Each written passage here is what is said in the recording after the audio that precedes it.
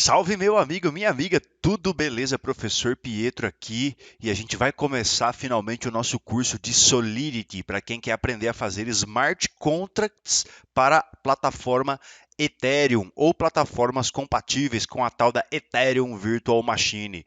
Beleza? Então vamos para a vinheta, daqui a pouco a gente começa a aula.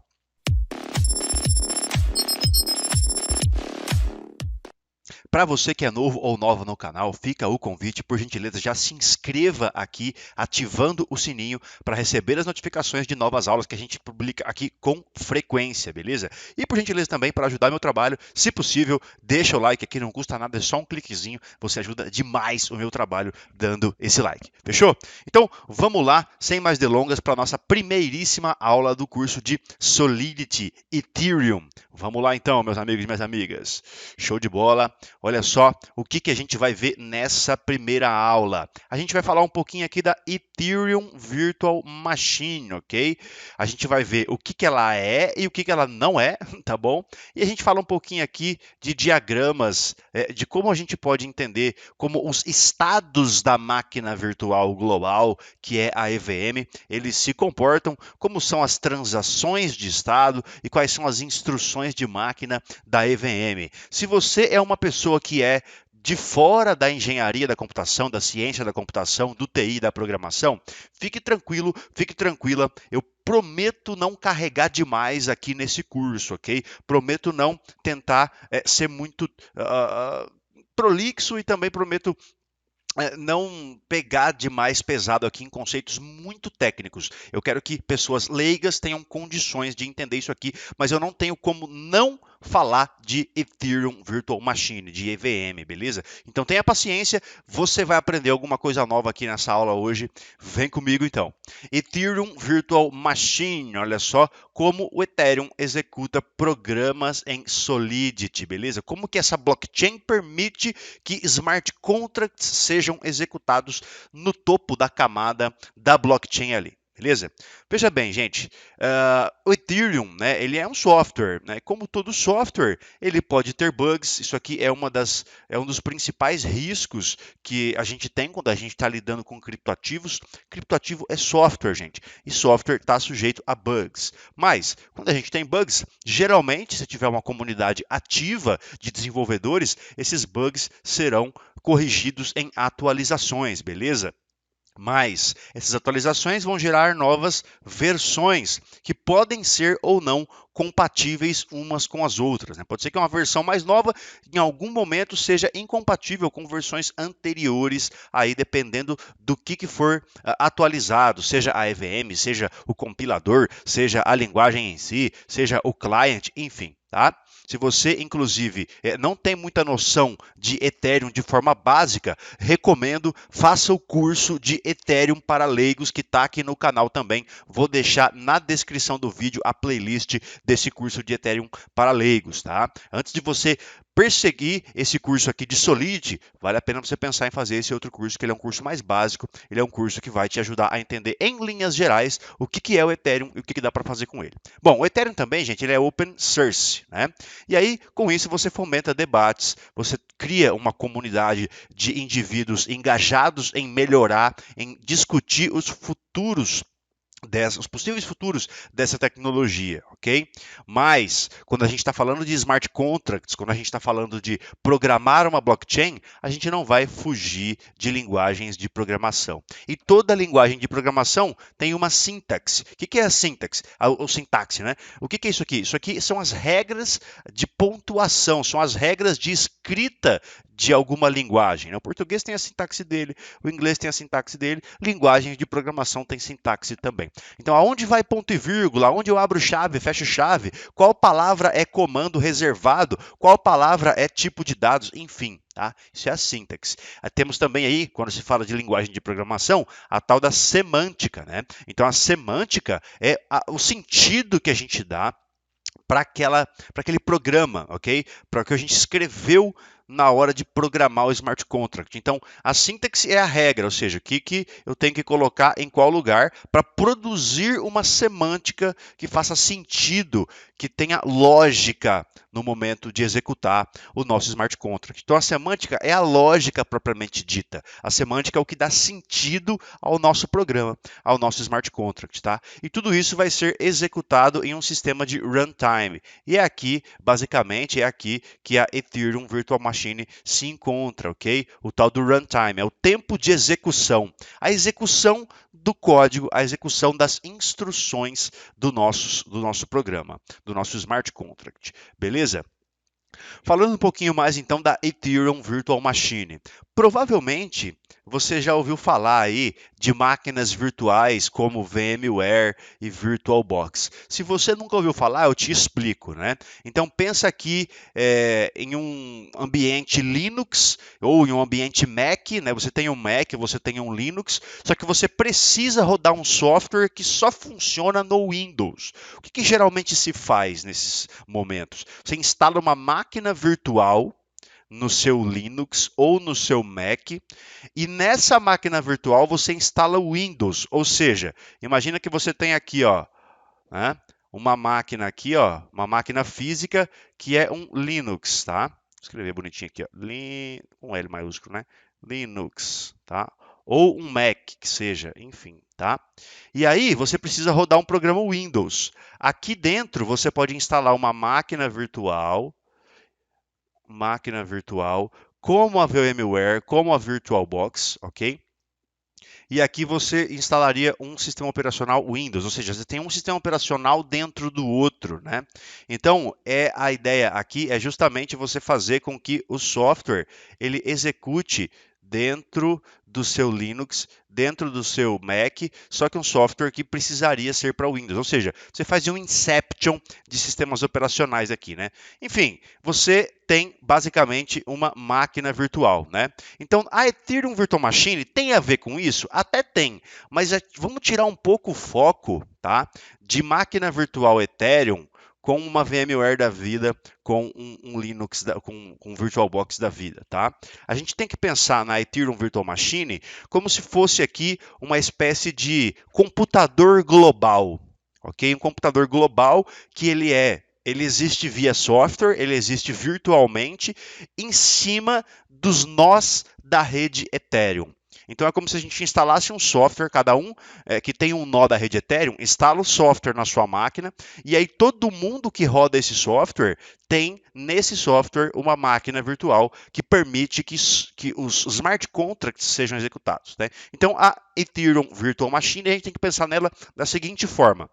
A gente tem que pensar em uma entidade singular, ou seja, uma entidade única, que é distribuída, tá? Que é mantida por milhares ou milhões de computadores ao redor do mundo e que cada computador desse executa, que roda o cliente ou software de um nó Ethereum, né? Para quem é do TI, para quem é da programação, provavelmente já ouviu falar do design pattern, aí o singleton, né?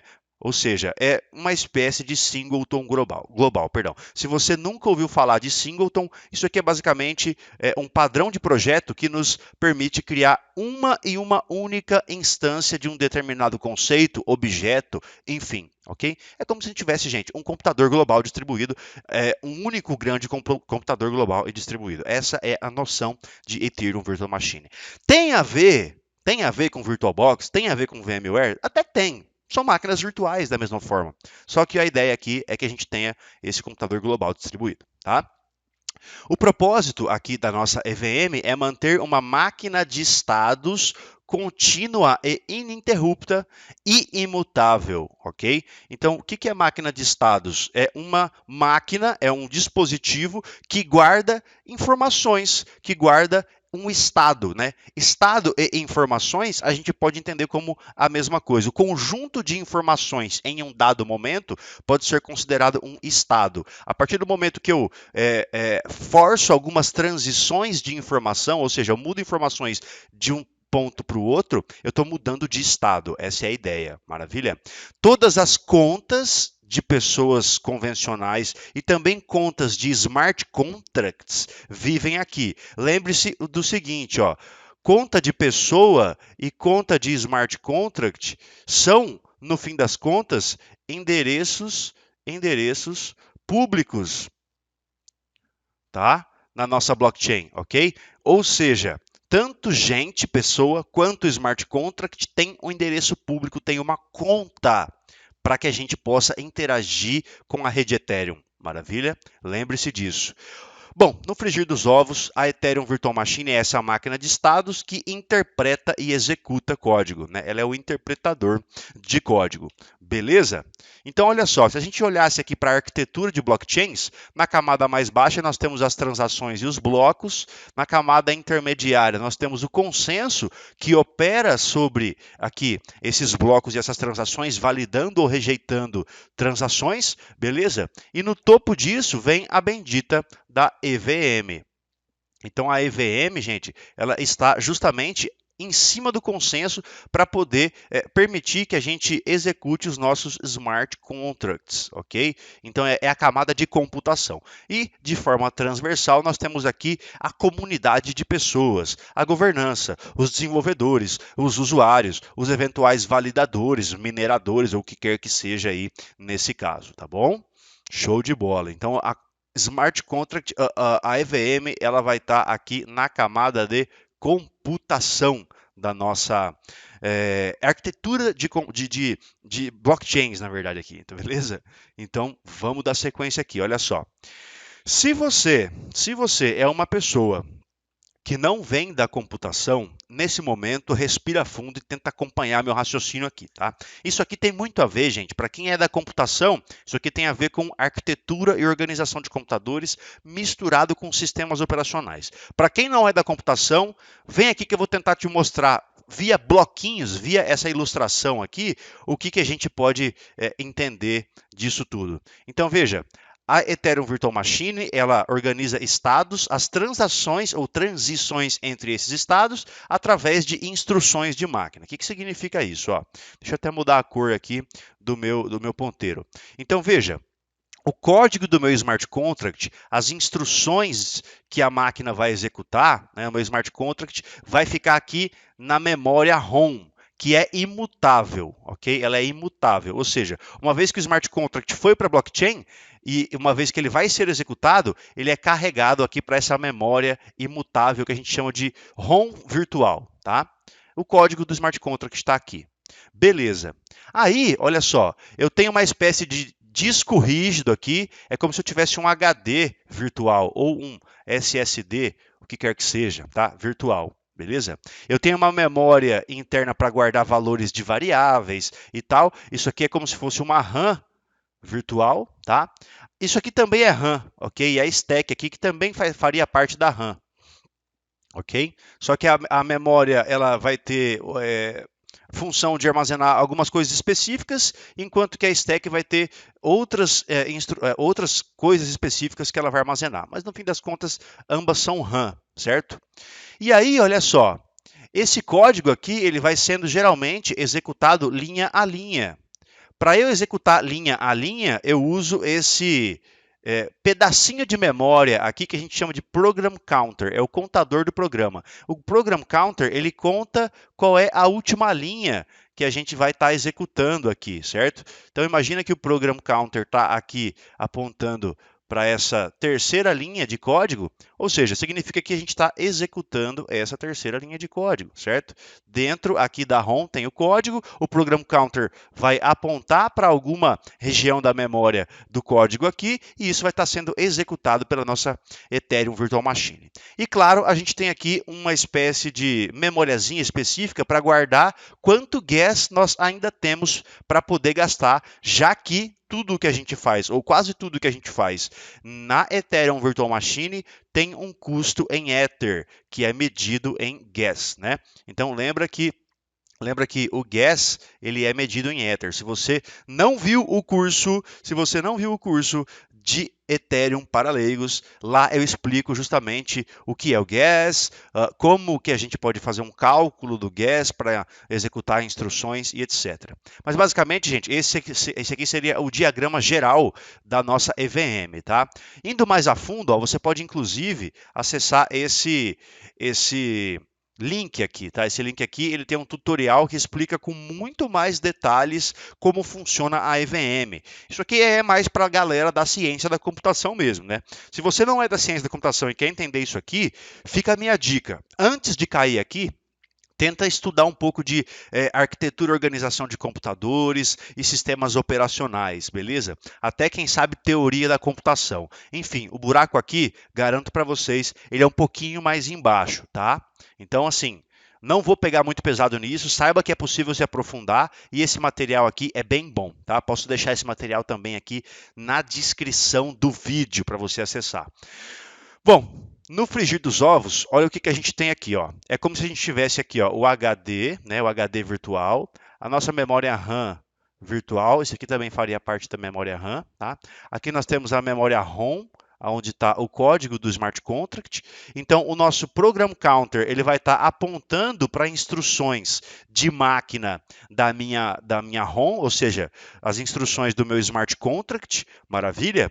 Essas operações vão sendo executadas uma a uma. Isso aqui, para eu executar elas, eu posso me apropriar da pilha, da stack. Então, eu vou empilhando informações e desempilhando informações na pilha conforme eu vou executando as minhas instruções. O que for preciso, eu armazeno na minha memória RAM, que é volátil, ou seja, uma vez que a Ethereum Virtual Machine ela acaba a execução daquele smart contract, a RAM ela some, ela é apagada, tá? Eu preciso também, enquanto eu estou executando as operações, eu preciso ir medindo quanto gas eu ainda tenho ou quanto gas eu estou gastando, né? Então eu preciso ir atualizando o valor do gas e assim a coisa se desenrola, né? Também, enquanto eu vou executando instruções aqui e usando a stack para isso, eu posso ir também armazenando dados de forma persistente, tá? De forma persistente no meu HD virtual. Então tem uma memória que não é persistente, que é a memória RAM, né? Que faz sentido aqui enquanto uma memória volátil, uma memória que só existe enquanto a instrução está sendo executada, e nós temos aqui a memória persistente, que seria armazenamento aí de dados que ficam registrados na blockchain no longo prazo, né? Que independe da execução do smart contract num dado momento. O smart contract executa e essa memória aqui, o storage, ele vai mantendo esse armazenamento para o longo prazo, mesmo que o programa pare de executar em um dado momento, tá? Ufa, se você não é do TI, se você não é da computação, talvez você tenha entendido isso aqui de forma muito abstrata. Mas fique tranquilo, fique tranquila, você não precisa se preocupar tanto com esse conteúdo de arquitetura de computadores, a não ser que você queira daqui a pouco, no futuro, entender um pouco de otimização de gas, entender de segurança para smart contracts, aí você vai acabar vez ou outra batendo aqui nos conceitos de Ethereum Virtual Machine, beleza? Bom, então o que vimos na aula de hoje? Falamos aqui então do que é e do que não é Ethereum Virtual Machine. Ok? Explicamos conceitualmente o que a gente pode fazer com a Ethereum Virtual Machine, como ela funciona internamente em seus estados, transações e instruções, falando aí da memória interna, da pilha, do program counter, do storage, enfim, da memória RAM, da memória ROM, né? A gente falou aí do storage persistente. Enfim, isso aqui foi uma aula mais conceitual para você ter uma noção geral. Você não precisa entender isso aqui tão a fundo se você não quiser. Mas se você no futuro precisar, volta para essa primeira aula e entenda do que se trata a brincadeira aqui. E não se assuste, tá? Nas próximas aulas a coisa fica mais simples.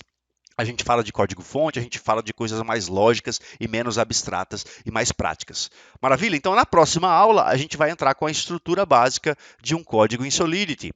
A gente vai falar aqui de como usar o construtor, a gente vai criar funções, né? A gente vai introduzir o uso de funções, a gente vai falar de variáveis, de escopo de variáveis, de nomenclatura de variáveis, tipos de dados e visibilidade. Tá?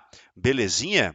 Então, se liga aí, veja se você tem dúvida, se você tem alguma pergunta, deixe nos comentários. E leia a descrição do vídeo para maiores informações sobre, por exemplo, erros que eu corrigi, que eu percebi que eu fiz na aula e eu posso corrigir isso, deixar escrito na descrição do vídeo. E também informações aí sobre listas de exercícios, caso você queira praticar. Também eu vou deixar informações aí sobre quem quer emitir o certificado. Eventualmente, o certificado pode estar sendo emitido, você pode querer um certificado para esse curso aqui. Enfim, eu fico por aqui então. Beleza, meus amigos e minhas amigas? Então, olha só, se você chegou até aqui e gostou da aula, gostou do vídeo, deixa o seu like, por gentileza, coisa rápida, só um clique, vai ajudar bastante. E se você é novo ou nova no canal e não se inscreveu ainda, considere se inscrever ativando o sininho para receber novas notificações de aulas aqui. Show de bola? Fico por aqui então, meus amigos e minhas amigas. Te vejo na próxima aula. Tchau, um abraço.